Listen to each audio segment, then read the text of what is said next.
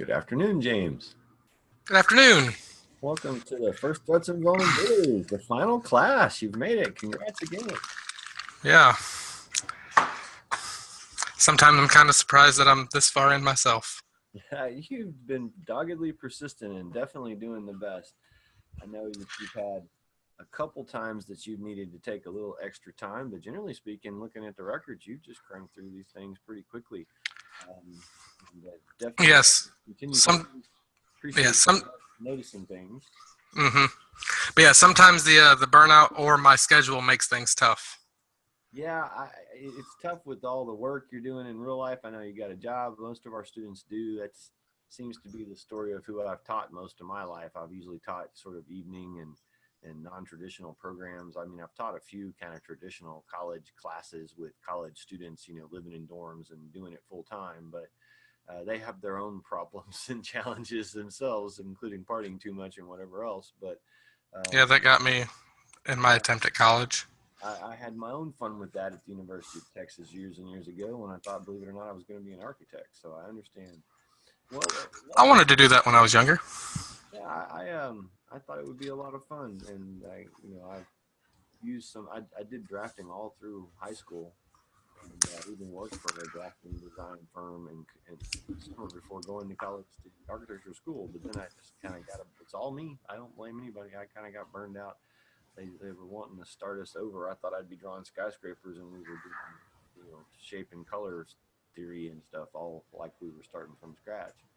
And so it just got really frustrating to me. So and then other things Mm-hmm. got in the way as well. But we all have our experiences, and then we get past them, and usually it makes us stronger, right? Mm-hmm. Well, cool. I'm glad you could make it today. I figured you might. As a matter of fact, we might be able to at the very end of this, if you don't mind, finish the session and then pop off and pop back on, and we could do a quick code review with you and knock out 2 birds with one stone. Well, I don't really have anything done just yet. Okay. Well, Uh, we can still have our meeting to go over things, and we have okay. a session just to officially get it done. I'm trying to struggle. I've only heard from so many people as to their availability, so I'm just going to start looking for people and trying to catch them, and at least to get this first transition done, so I can get all my boxes checked. Yeah, I had the email, had it open, and I'm like, I'll make the class Friday. I'll talk to him then. It's just easier to think about it that way.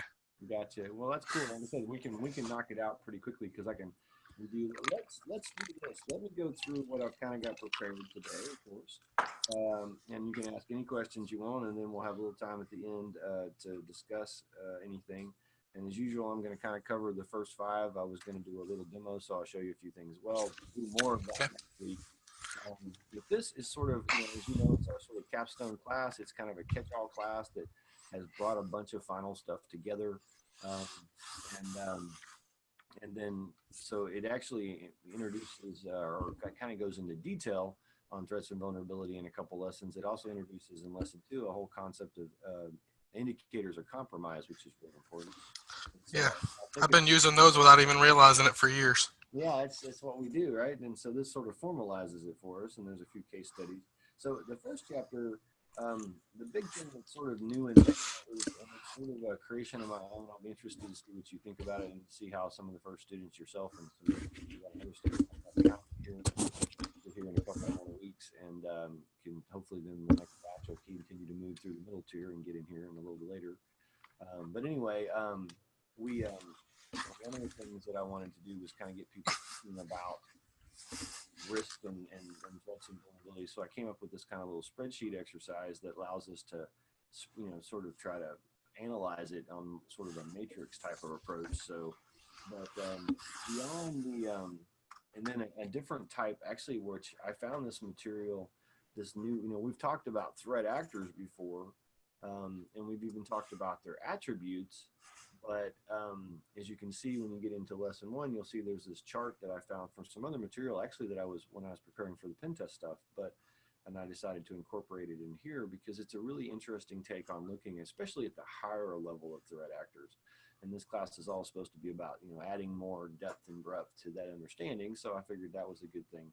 So beyond sort of the compare and contrast of threats and a little bit more on the threat actors, the main part of the first lesson is really just to get set up and you're in good shape. I know you've got everything running. The only things that, if you haven't looked at it yet, that might be a slight issue, it shouldn't be a major one, but because it's not part of the requirement of network foundations or anything up till this point, you may not have the VirtualBox extension pack installed. And so there's instructions about how to go back and make sure that you update and get the VirtualBox extension pack that matches, and install that. It's a pretty easy just add-on. It just runs, it just pops a little dialog box inside a VirtualBox and adds that. And then beyond that, of course, we have another topology. And I already told you, we have a kind of a transition going on. A lot of you folks that have been in the program since the beginning, when everything was, and as you know, the download's still at my site because they're trying to find a permanent home in their network and set up a new content delivery network. And then the initial appliances were all in my name based on ones I had built before. And then I've made custom versions of those now underneath the WASU name for branding for future, of course. And so you'll see in the instructions, it actually talks about the WASU ones. But since you already have a full set, one of the things I actually switched all the Wazoo ones because when I went to open it up and start it up, I kept getting errors and all that. So I just cleared them out and redid them, and now I don't have any issues. Good. Okay, cool. That project file does use the WASU ones because it was finally built after that class was built after, the others were built earlier before we had done that. And I've gone back and we've modified the other ones to start using the old. And so, yeah, we're kind of in a transition. So I'm working with you folks that, some of you have some of mine, some of you have the WASU. You can either keep one or either one works, but actually in some ways that may be the best thing for most people is to delete all mine and then add the WASU ones back so they'll be consistent. Yeah. When you come back, if you retake the class, a year from now through the lifelong learning, then you'll be up to date with what will be the current. So we've fixed those in the older classes, but a few of you that are past some of those, you have kind of a mix. So I'm glad that's actually kind of what I'm either keeping the old and not worrying about the new, or switching completely to the new. They're identical at this point, but in future we'll only update the WASU one. So it's probably best that I'll guide the few students in the program, and then of course new people coming up will just start with the WASU. They'll never see mine, and we won't have that problem going forward. So I'm glad to hear that worked out smoothly for you to do that. So I just wanted to mention that. So really, it's just about setup.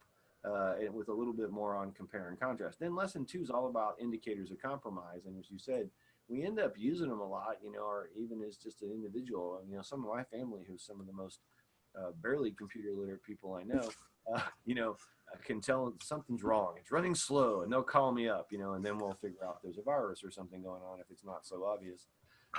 So there's a whole bunch of different indicators of compromise talked about there.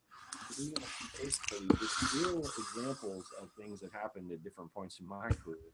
The case study of the anonymous FTP basically being used as the holding for a bunch of bootleg software. And we found out by the indicator of losing all of our hard drive space that we didn't expect.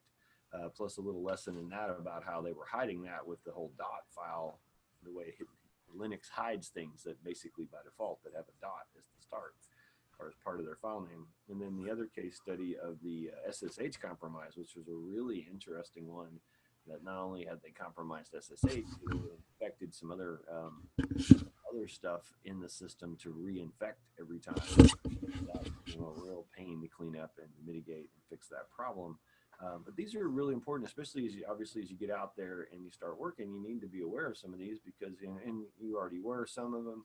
And then there, of course, some of them you probably, obviously, unless you were one of the rare that ever looked at your own logs on your system, maybe now you've got that to add to your toolkit, right? You know about all these different logs and all these different methods of bringing some of that data together to have that situational awareness. But being aware of all of these different things that could point to some form of indication compromise is really important. Lesson 3 is all about baselining and auditing because as we get, it's one of the things we've talked about, building a security plan. We've talked about setting up firewall rules and learning about all these different basic skills and techniques that we need to secure our network. But then, as I've mentioned in different lectures and different videos, and the process of security is not really, it's not, we're not trying to get our security policy and say, hey, here it is, we're done. It's a never-ending process. It's an ongoing process. And part of that whole idea of by having some idea of a baseline of what our system is, then periodically we can go back and check against our security policy and against what we expect based on our baselines. And we can use those not only to indicate compromise if something's deviating drastically, but also to look at what we need to do to update.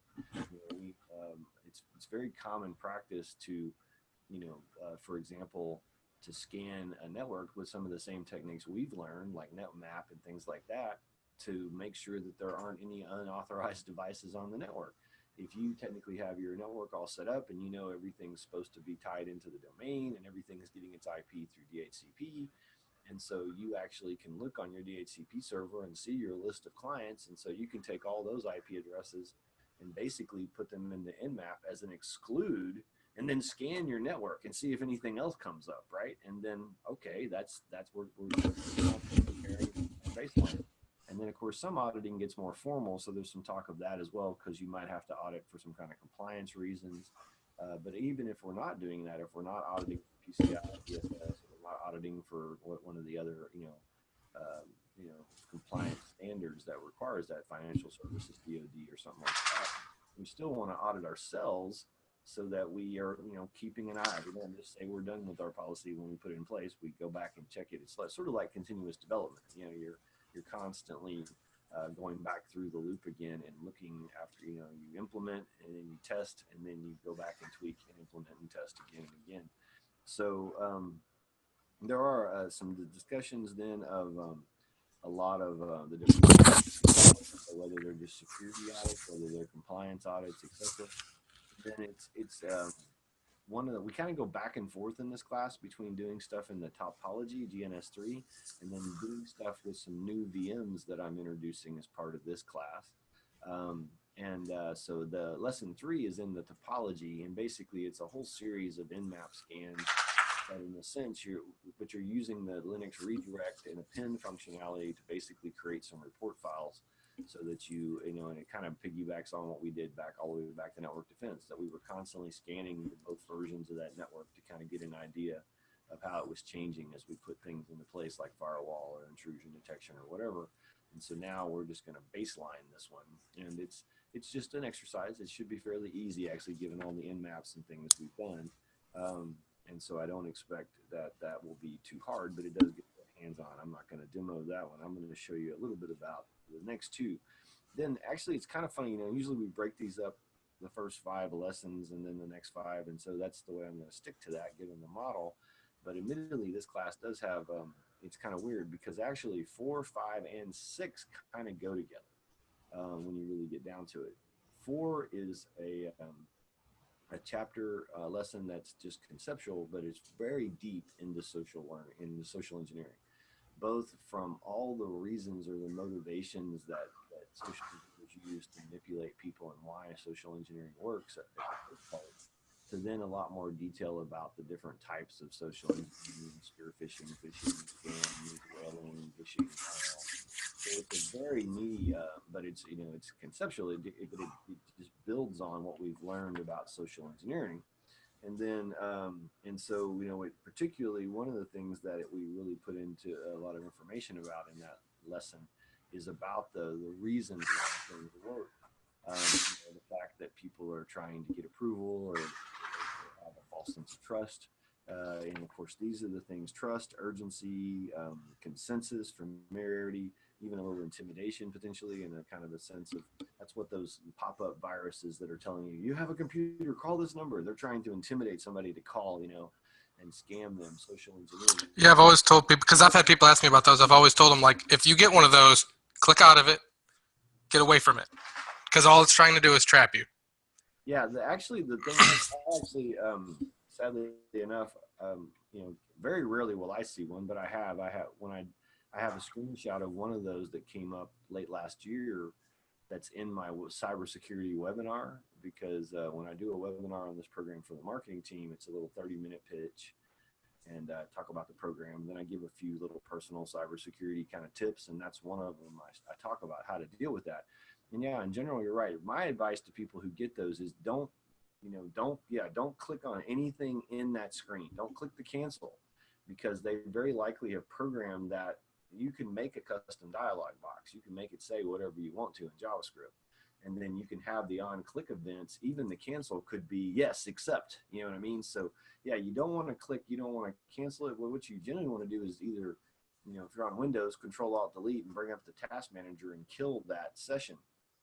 And then there's different ways to do it in different browsers, but in Firefox, you can start Firefox by holding down the Shift key, and it won't try to restore the session, or it'll even let you go and reset your Firefox if you want to, or it'll launch in safe mode. And that way you can not have that thing, come right back because the browser's trying to restore the session. But yeah, you definitely don't want to click anything in it at all. You don't want to click OK. You don't want to click cancel anywhere in that screen, because it could be that basically that on-click event becomes the accept of the download of that malware in the background if that's going on.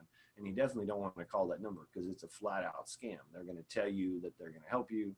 Microsoft doesn't pop up browser warnings like that, but Google does warn people about a site that might not be safe. So in a way, some people can kind of fall for that, and obviously they do. Yeah, but it always looks a whole lot different because Yeah, I've gotten that screen before. yeah, they vary too. Some of them look better, when it comes to, you're going to see as part of actually lesson 6, even though it's a very simple example in the exercise I've built out for us to do. But they're the tools that are in, some of these toolkits, like the social engineering toolkit. It makes it really easy to clone a site and make it damn near identical to, but they're not exactly doing that in those pop-up browser scams. They're many times not even trying to install anything. It's really to try to get you to call that number, because then they're going to charge you $50 to remote into your machine to supposedly fix something that's not broken in the first place. And many of them will go further than that. I actually had a lady years ago that she was a client of mine. She was really semi-retired. She was a designer, and occasionally she'd still do a little work. So she had a website and email and stuff like that I hosted for her, and I helped her out. And she didn't really do a whole lot of projects. And then one day she called me up, she goes, I got this pop up, and she actually fell for it. She was a much older lady, really just used design software, really didn't know computers very well. And so she called him up, and then she started getting suspicious about it. And so she immediately called me, and I said, yeah, immediately do 2 things for me. Unplug that computer from the network in case they did do anything on it. And then 2, call your bank. I'm on my way over to your office. Call your bank right now and cancel that charge. And by the time I got to her office, she was just getting off the phone with the bank. And in time, while phone reporting this, they had told her they were going to charge her $40 to fix it, and they tried to run a credit card charge of $400 through her credit card. And so, of course, we had to go in and totally clean up that box. And ultimately, we decided we just couldn't trust that they hadn't put something backdoors, since she'd given them access for a brief period of time, through the remote desktop. And so we ended up, backing up all her data and just redoing that box from scratch so we could, feel safe that it wasn't compromised. So, they'll try to prey on all kinds of things. One of my favorite things, my wife helped with some of that on that lesson 4, as I was putting it together. She proofed it, and then she gave me some of the sort of stuff to add to it. And there's a link to a video called the Social Conformity Experiment. If you haven't gotten to that and watched that yet, you really need to. It's hilarious. This experiment of how they manipulate these people. First, this one lady into adopting this strange norm of standing up at this beep, kind of very Pavlovian. And then how, after they pull all the actors out in this supposed waiting room and they bring other unknowns in, that she passes that social norm on. And it just proves that, most people are sheep. I've seen that, I think. Yeah, I think I know what you're talking about. The beeping thing in the waiting room? Yeah, and they stand up every time. Yep. Oh, it's hilarious. So there's a lot of detail in that chapter that's new, and actually some of those motivational things are actually bullets on the Security Plus. Like, why does social engineering work? So those are very much bullet points in that test, and one of the reasons we wanted to add that depth here.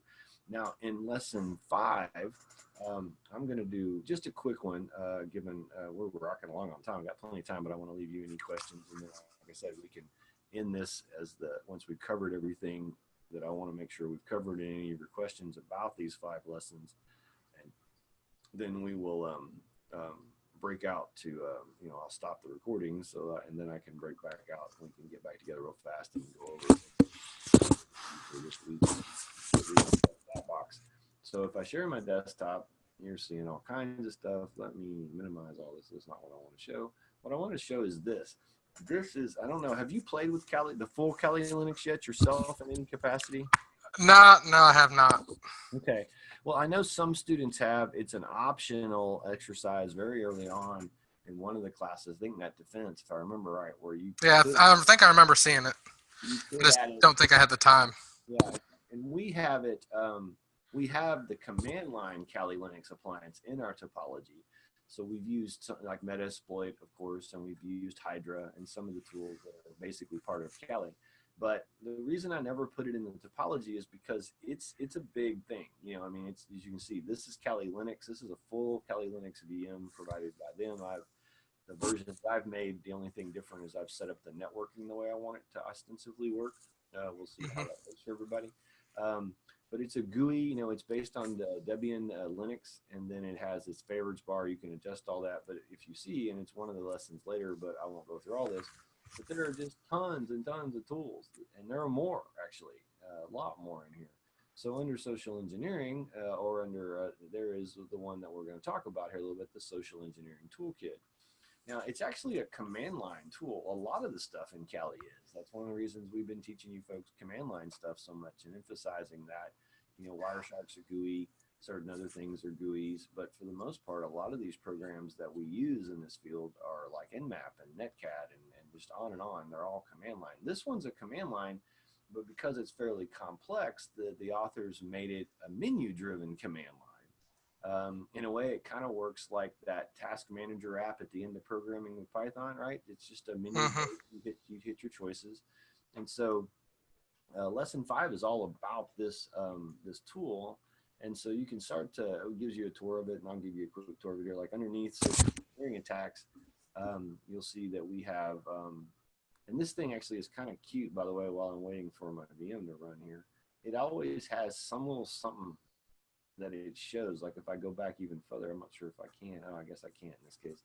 But each of the different screens usually has some different thing. When you go to it, it'll have some. It usually scrolls off the screen, so you kind of have to scroll back to find it. So here's a block of binary. I don't know what that says in binary, but we could encode it. But you can see we've got all these different attack vectors that we've got. We can do spear phishing attack. We can do website attack. We can do, funny enough, we do mass mailing attacks, and that really includes spear phishing too, because when you go into that, for example, which we'll do in a later lesson, it actually says, well, which do you want to do? One or more? So it's a mailing module, really. I don't know why that's the way they named it. 99 is always the return, to return back up a menu. And of course, you can hit that all the way out to the end and it'll exit out. And one of the things I'll point out is that the I'm not sure why I'm getting this unable to check for a new version of set, but what it usually does is it'll usually it usually shows you, you know, like what version. Like I said, you can see up here it says just SET this time. It's always got something cute kind of up there, but usually it'll tell you what version, and many times it'll say your version is this and there's a newer version available. But the problem is that you can't, and like we could, and it's even on the menu here at the very top menu. Um, I must have something. I've been playing with all my stuff, this stuff, Could and have host only adapter set up. well, I actually the way I built this is I know that messes with that stuff. it may still be a routing issue. Oh gosh darn it, my camera's in the way. Trying to switch it, make another desktop, and then if I right click and choose new window, I get another terminal and not mess up my other one. But if we look at the config on this, see it's supposed to, oh, it did mess up. I see what happened. Yep, I see. This is one thing that it's easy enough to fix, thankfully. And you may run into it yourself, so be aware of it. The way I set this up is there's going to be a handful. You're not going to, these four right here, the Kali Linux, the NetDev, the Dev Client, and the Metasploitable are VMs that I provide. And then actually there's one more, just ridiculous, that at the very last lesson, 10. It's a capture the flag one that we're going to play with, and that leads into what the final project is. But anyway, you'll be using some of these in different, we'll use all three of these, the Kali, Net, and Dev, as the spear phishing in lesson 6. And then we use Kali and Metasploitable in lesson 8. And then we use this other one, Kali, and this one in lesson 10. We go back briefly to the topology one more time in lesson 9. But most of these, like all these other ones that I've created, they're all set up on host only with a fixed IP address. Kali needs to be updatable, and so I had to create it two adapters. But the problem is that occasionally, if you look here under this warranty setting, what happens is, I don't know why this does this, but I want, and it's an easy change, thankfully. But what I want is I want the Etho 0 to be the first wired connection, which by definition then makes the Etho 1 the second connection. And so what you're looking for is we don't want to have this 196. We got the host only there, the 56, right? Mm-hmm. I don't want that. And so if I run this again, now that I've changed it, this is what I'm looking for. I want to have this dummy IP on the host so I can reach all the other stuff because it's all 192.168.13. But then I want it to have an external NAT adapter so it can get out. So anyway, that should fix my error. I just had to reverse those. Thankfully, it's all set up. The only thing you have to do is just go and change. So 0 goes to 1 and 1 goes to 2. And so if you do run into that, I don't know why this does it because I set it up, and it seems to be something to do with the way VirtualBox is doing it. Because sometimes I boot up and it's fine and it's working, and other times I boot up and it switched those adapters around again. So like if we run one of these now, it probably won't have that problem. See, there we go. It shows the version and it says we're out of date here, right? There's a current version. Mm-hmm. But we can't, if we try to do update set from here, which is a choice, number 5, right, on the main menu. Mm-hmm. If I run that, it's going to come back and actually say, oh, you can't do that because you're inside of, where did it say that? Update failed. You're inside of Kali, basically, and you is basically usually the message. In other words, you have to update Kali. This one's built into Kali. So don't worry about this being slightly out of date. That's also the reason I gave it 2 adapters. If this VM has got a real adapter out, then it can update when Kali pushes updates out. And plus it can reach the outside through NAT. So yeah, this one's supposed to have a host-only adapter to talk to all the VMs I created that are just on the host-only, like Meta2 and stuff like that. And then it's supposed to also have a NAT adapter. It's kind of set up like the way the GSM3 VM is, right? That it has one that's on the host-only and one that's on NAT. That's what I was going for here, and that's what should work. And so anyway, worst case, yeah, well, I may have to add that to the sort of troubleshooting for that class, but 0 goes to 1 and 1 goes to 2. That's what we're going for. I don't know why that doesn't map the way I want it to every time, but it seems to be almost like a glitch. Like it does it. I booted up the other day for the TTT class and used it for something else and it was working fine. Today I booted up for you and it switched them, but it's as you see, a real easy fix, and I'll add that to the material as well. So, there's all these different things. Now, we don't even get it. We really live underneath that first choice, the number 1, but there's third-party modules, all kinds of other stuff you can do. But even underneath that first choice, we're going to end up playing around with the mass mailer. We're going to play around with website attack vectors. And then you're going to look and do some research into some of the others as part of your exercises. This is an interesting one. This is all about making like a USB drop stick. And then, of course, you can see PowerShell, and you can even do spoofs that are SMS, text message spoofs if you want to set up. And so we're going to end up, funny enough, we're not going to go, even though there's a lot of them here, perform an email. You can do a file payload. You can use one of their social engineering templates. The exercise I take you through in 6, and I'll run through this. I'll have all these running, and we'll go through it. But we actually do a mass mailer attack against, but we only send one email.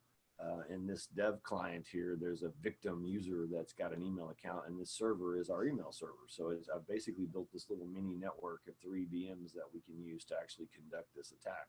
So we'll be able to send that victim an email, and then we'll be able to clone the corporate site, which is a simple page with a login over on that server. We'll clone it over to us, and then when the user opens that mail, and they'll be able to come over, and we'll be able to have them, when they log in, we capture their credentials. And so that I'll give a full demo of next week and show a little bit more of Kali as well. But this case, the lesson 4 is all about social engineering conceptually, the motivations, the reasons it succeeds, and all the different types of attacks. And then in lesson 5, we dig into and play around with this one. There's a lot of neat things you can do in this thing.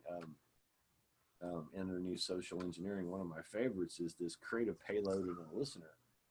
And so you can basically create a custom payload that, and I won't do one fully, but I'll just walk through as a little tour. You can come in here and you can see there's all these different types of basically payloads we can create. We want a reverse shell TCP. We want a meta interpreter is the meta exploit backdoor basically shell tool that lets you take over a machine. And so one of the things about about SET, the social engineering toolkit, is it works very closely with it. Basically, whenever it needs to create a shell or a backdoor, or a listener or something, it actually just calls Metasploit for you and uses the Metasploitable framework to create those. So obviously, you can piggyback on these different things. So you can say, we want to do that first one. We want a reverse shell, and then you have to put the IP address, what's going to be the machine. So you'd use your machine, or, we could theoretically have another machine that's going to host the listener, right? And we could be attacking from here and trying to, maybe have taken over another machine that we're going to use in case they trace it, right? That's where we're going to get our connection from. So you fill in all this information and then you run the attack and it'll create a payload. And one of the things I wanted to point out is whenever you do, I'm going to go back over this other terminal and scroll back down. If you look with an ls-la in your home directory, you're going to find this .set. So it's just like the .ssh folder. We run into that. That's where your keys go and your known host and all that kind of stuff for SSH. Well, this is a hidden folder in your home, which is the root user on Kali. And so inside of that .set folder is where set does all of its work. So if we look at .set, we'll see that right now there's not really much going on. It's got some options because I'm in that one module, and it's going to save those options if I was to continue to fill that in. But if it does something like if it creates a payload, you'll find the executable or the exe file here. If you're doing like a mass mailer or a credential harvest or some of the other attacks we do play with in lesson 6, then you'll find the source code here, etc. There is one bug with that, but I pointed out in the lesson, and that's really kind of stealing into next week again. But you will have to come into this folder and edit one of the web pages because it puts the wrong IP in, despite the fact we fill it in right. So it's got to be a bug in this current version. Or maybe something to do with this, once again, the way I've got this kind of hybridly networked. But the, so, like if I went ahead and filled this all in and I was going to create something 168.13.13, because that's my IP, enter the port, and then we'll just go with 10,000. And so it's generating this payload. It takes a little time.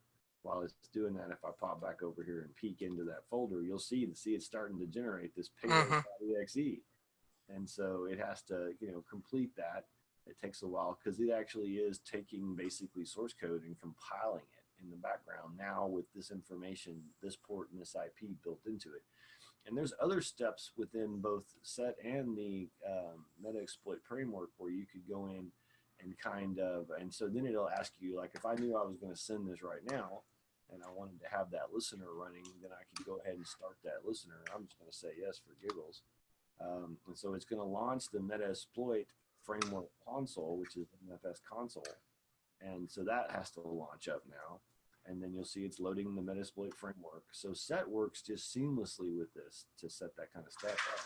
If we peek over here again and take a look at what we'll see that it's created our payload, right? There it is, 70K. That's our target. And then we have this meta config is starting to happen. So we can set up that listener in that port. It has to finish loading. And of course, if you print that off and somebody fell for it, and messed with it, there we go. Now we're up and running. Processing root, .set meta config, handler is ready. So if we got somebody to run that on another machine, theoretically, then it would open up this reverse shell back to us, and we could then start, just like with Netcat, start issuing commands on that machine in the background. And so all of the work, now the one thing about SET that I will tell you is that because SET keeps everything in this folder, it'll overwrite the crap. So if you can't there's probably ways that I just haven't learned, including maybe starting additional processes or reconfiguring another copy to use another folder. But and by default, you need to do one thing at a time because you end up in effect losing that information when you go to the next one. And so, like, if you want to keep this payload, you need to copy it out of here and put it on your desktop or put it in a folder, save it somewhere if you're going to use it later or attach it to an email later. If you're going to send it right out of here, you can go into that mass mailing and you can attach it as an attachment. Of course, I don't provide a Windows target. This is my own that I made. And there is some mentioning in the material about how students could make their own because you can get a free copy of the enterprise trial. And that's what this is. Actually, I'll give them credit, at least for the most current version, without going to any extra steps. And there are other steps you can take that are kind of beyond where we are at this point. But you can obfuscate that stuff, right? So it doesn't look like an exe. You can make it look like an image or something else. There's other tricks that other tools in the whole framework. So, but if you just send that over, and I did some of that for experiment purposes, I actually set this up to be a machine, and I was sending mail through this server and trying to see if I could affect this Windows machine. And I'll give it credit for at least the base stuff that's out of the box. It knew all of those things. It would spot that they were, so unless you purposely disabled the security, you couldn't really infect yourself. And that's one of the reasons I actually went with the credential harvester demo, because that works regardless. And then we don't have a license to distribute any Windows stuff. I can just tell you, hey, build your own and play, but you can do stuff with it. And then if you take it to the next couple steps, use some of the other tools, potentially, you can potentially slip it past the antivirus or whatever, get that deep. But I just wanted to give the tour. And like I said, every time you start a new campaign, so like if we come back over here and say, okay, we're done, we hit Control C, we cancel out, we're going to go do something else, and we start building. Oops, I'm in the Metasploit framework still.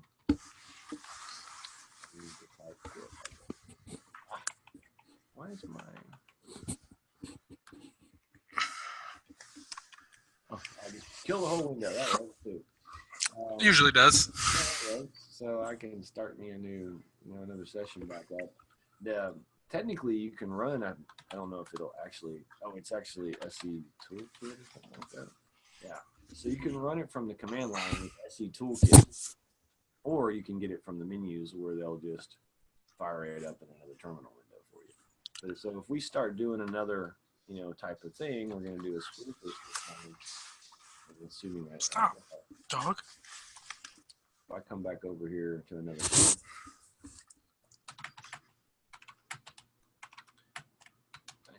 Keyboard, my space bar does not work about half the time. So you see what happened? Everything's gone. Mm-hmm. So we started another session. So that's just a temporary working folder for set. So if you're going to go in there and make some kind of exploit, some kind of payload that you're going to deliver, you're going to trick your friend into installing on his machine, you're just going to go and manually install it to do the test and see how it works, whatever. If you don't save that off to another folder and you go do another something, you're going to lose that previous one. And that's one of the reasons, actually, even in our exercise, I take you through sending the email first and then coming back and setting up the cloned website and all that. And so next week, I'll walk you through doing that full lesson 6 social engineering attack. And then we'll tour around some of these other tools.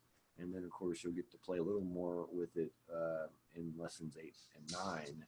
8 primarily uses these two, Kali and Metasploit. And that's the same Metasploit that's in the topology. We're just going to do some different things with it here. Mainly because one of the tricks I wanted to show doesn't work in the topology. And so this is the full original, full old school, every vulnerability possible works in that version, as opposed to the one that I have in the topology. So stop that. Let me look back in my notes here.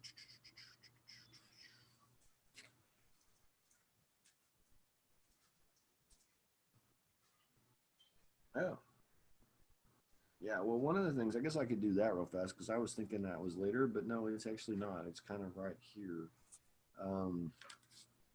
So let me just go back real fast because I didn't show you a trick or two. I thought that was another lesson, but it actually is. I showed you that the menu, that's not right. This menu, the application menu. You notice how all these different categories, right? So, and one of the things you'll notice is a lot of the tools show up in multiple places, right? So here's information gathering, and we find Nmap. And then we find vulnerability assessment, we find Nmap, right? And so we're going to find Notice you're finding a lot of the tools we've already played with. Litnik 2, Linus, a lot of this is here, right? A lot of these things are things we've played with before. And then other tools may be on the system but not showing up on the menu. There is one trick. You see how there's a little triangle next to some of these? Mm-hmm. Anytime there's a triangle, that means there's sub pages. Look at all that. So there's more information gathering specific for DNS, specific for live host analysis. There's more sort of password attacks. We got offline password attacks, online password attacks. There's Hydra, of course, right? We know Hydra. Mm-hmm. And I think that the passing the hash tool, Minicats, is a way to do that, or it's actually been involved in Kara roasting and other tools. It can capture stuff out of memory, basically, and be able to grab those cryptography hashes. Other kinds of, we got Bluetooth tools. So yeah, I wondered, it took me a while. I was like, why doesn't that have a submenu? Oh, it does. You just have to click on it. And so all of these different things are available for us to play with. So it's not just the top level menu. And then there's SQL map. A lot of this stuff, of course, we've played with before. And they'll have different, versions of files. Some of them are the same, that we've seen. Some are just different variants. And as we said, most are command line tools. There are some GUIs. You'll obviously find Wireshark on here. You'll find the Burp Suite and the Montego information. A lot of these, and then Firefox is a browser, so it's GUI. But a lot of these tools just open up a command box, like social engineering. What'd I hit? I did something just now. You froze. What'd I do?